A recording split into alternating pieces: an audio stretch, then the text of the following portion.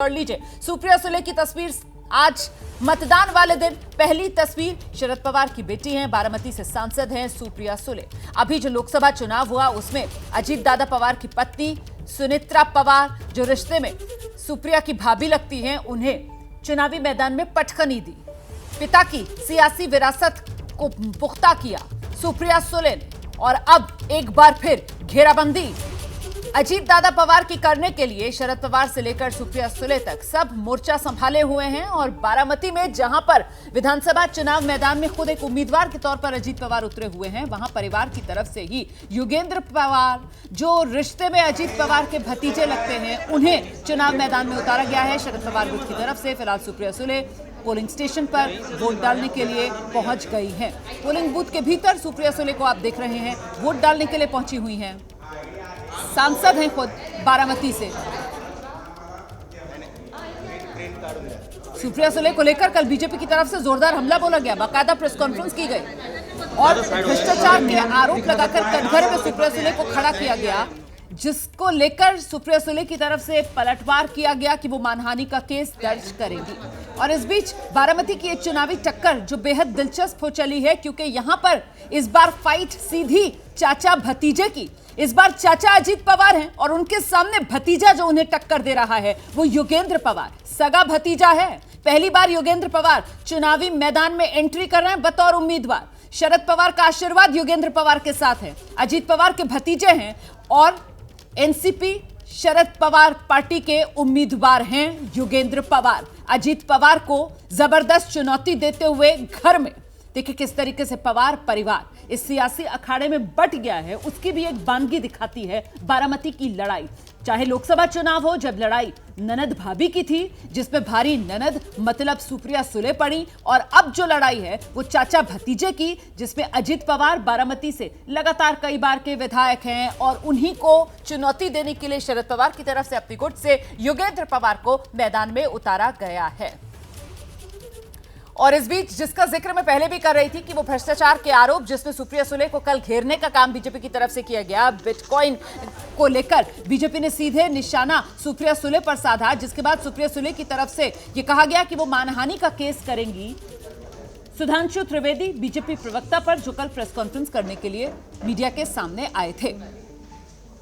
तो सियासी पारा महाराष्ट्र का लगातार हाई है और असली और नकली की लड़ाई में एनसीपी को लेकर भी इस बार फैसला जनता को करना है, क्योंकि वो दो क्षेत्रीय दल, एक शिवसेना और दूसरी एनसीपी, जो दो फाड़ महाराष्ट्र में हुई है 2019 विधानसभा चुनाव के बाद जिस तरीके की सियासी तस्वीर बदली है, उसमें महत्वपूर्ण सुप्रिया सुले की भूमिका भी हो जाती है। सीधे आपको लेकर चलेंगे, हमारे साथ हमारे सहयोगी मृत्युंजय इस वक्त मौजूद है। मृत्युंजय, तस्वीरें नजर आ रही है, सुप्रिया सुले वोट डालने के लिए पहुंची है।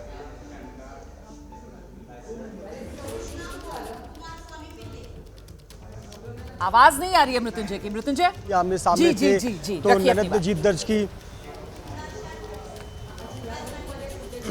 जी बिल्कुल, बारामती में बहुत दिलचस्प लड़ाई थी। परिवार की लड़ाई है, पवार वर्सेस पवार की लड़ाई है।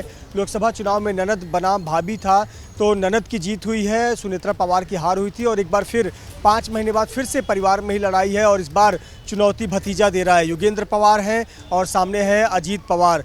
अजीत पवार जो पिछली बार 1,90,000 के मार्जिन से जीते थे, जो कि एक रिकॉर्ड जीत मानी जाती है 2019 के विधानसभा चुनाव में, लेकिन इस बार चुनौती घर से निकली है। भतीजा योगेंद्र पवार चुनौती दे रहा है। आपको बता दें कि जब सुप्रिया सुले चुनाव लड़ रही थी उस वक्त मैं बारामती में ही था और बहुत सारे जो विधानसभा क्षेत्र थे वहाँ पर योगेंद्र पवार ने जिम्मेदारी संभाल रखी थी। योगेंद्र पवार और रोहित पवार ये दोनों बारामती में डटे हुए थे और सुप्रिया सुले को जिताने के लिए उन्होंने पूरी कमर कस ली थी। निश्चित तौर पर शरद पवार एक बहुत बड़ा रोल अदा करते हैं, लेकिन योगेंद्र पवार, रोहित पवार बहुत एक्टिव थे और युवाओं में उन्होंने जगह बनाई और कहीं ना कहीं अजीत पवार को पटखनी दे दी। लेकिन क्या विधानसभा में भी ऐसा होगा? क्या विधानसभा में तस्वीर बदलेगी? अजीत पवार को बहुत बड़ी चुनौती मिल रही है और चुनौती बाहर से नहीं, घर के लोगों से मिल रही है, उसी सदस्य से मिल रही है। चुनौती दी जाती है तो फिर वो चुनौती कितनी मुश्किल हो जाती है, ये महसूस कर रहे होंगे इस वक्त अजीत पवार, क्योंकि घर में ही घिरे हुए अजीत पवार नजर आ रहे हैं। और सीधे आपको लेकर चलते हैं हम इस वक्त जुहू, जहां से हमारे सहयोगी आशीष हमें नजर आ रहे हैं, मौजूद हैं। जुहू मतलब वो इलाका जहां सितारे जमीन पर आज नजर आएंगे, स्टार्स पहुंचेंगे वोट डालने के लिए। इस क्रम में अक्षय कुमार की तस्वीर आपने सुबह सुबह दिखाई थी आशीष, और कौन कौन पहुंच रहा है यहां पर? जी देखिए, ये अंधेरी वेस्ट का, अंधेरी पश्चिम का ये constituency number, assembly constituency number 165 है। अक्षय कुमार सुबह सुबह यहाँ पहुँचे। लगातार यहाँ पर लोगों का वोटर्स का जमावड़ा लगा हुआ है। करीब 15 से 20 मिनट तक का टाइम यहाँ पर लग रहा है। ये बताता है कितनी बड़ी संख्या में यहाँ पर वोटर्स अंदर बूथ के अंदर मौजूद हैं। व्यवस्था की बात अक्षय कुमार ने भी की थी। उन्होंने साफ तौर पे कहा कि काफ़ी अच्छी व्यवस्था इलेक्शन कमीशन ने की है। अगर हम बात करें सितारों की और कौन कौन इस पोलिंग बूथ पर उम्मीद यहाँ पर वोट डालने आएंगे, तो उनमें शक्ति कपूर हैं, उनकी बेटी श्रद्धा कपूर हैं, उसके अलावा माधुरी दीक्षित हैं, गोविंदा हैं, जावेद अख्तर हैं और कई अन्य सितारे जो हैं इस पोलिंग बूथ पर यहाँ पर आकर अपना मतदान करेंगे। उम्मीद की जा रही है कि 10 बजे के आसपास में ये सारे सितारे यहाँ पहुँचेंगे। उसके अलावा इस इलाके में और भी पोलिंग बूथ हैं, इस पास में ही पोलिंग बूथ हैं। उन पोलिंग बूथ्स पर भी जुहू के इस पॉश एरिया में कई सारे सितारे अपना मताधिकार का प्रयोग करेंगे। अक्षय कुमार ने साफ कहा कि जैसे एक जागरूक नागरिक होने के नाते वो पहले आए, लाइन में खड़े होकर, कतार में खड़े होकर उन्होंने समय दिया और अपने मताधिकार का प्रयोग किया। उनको उम्मीद है कि आज मुंबई, न सिर्फ मुंबई बल्कि महाराष्ट्र की जनता बाहर आएगी, बड़ी तादाद में आकर अपने मताधिकार का उपयोग करेगी। बिल्कुल रहिए हमारे साथ, लौटेंगे हम आपके पास। तो वोटिंग की सबसे बड़ी कवरेज एबीपी न्यूज पर लगातार जारी है।